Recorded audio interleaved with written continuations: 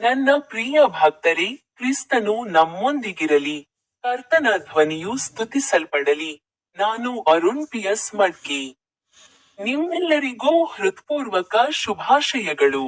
ಇಂದು October 16ನೇ ದಿನ. 2025 ವರ್ಷದ 10ನೇ ತಿಂಗಳು. ಬೈಬಲ್ನಲ್ಲಿರುವ ಅವರ ಒಂದು ಮಾತಿನಿಂದ ನಾನು ಮಾತನಾಡುತ್ತೇನೆ. ಜ್ಞಾನೋಕ್ತಿಗಳು ಅಧ್ಯಾಯ 14 ಪದ್ಯ 34. ನೀತಿಯು ರಾಷ್ಟ್ರದ ಸಮೃದ್ಧಿಯ ಮೂಲವಾಗಿದೆ.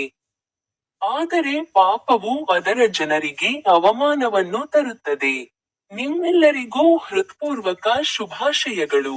ನನ್ನ ಯೂಟ್ಯೂಬ್ ಚಾನೆಲ್ನಲ್ಲಿರುವ ಸ್ಟಿಕ್ ಬಟನ್ ಅನ್ನು ಕ್ಲಿಕ್ ಮಾಡಲು ಮರೆಯಬೇಡಿ.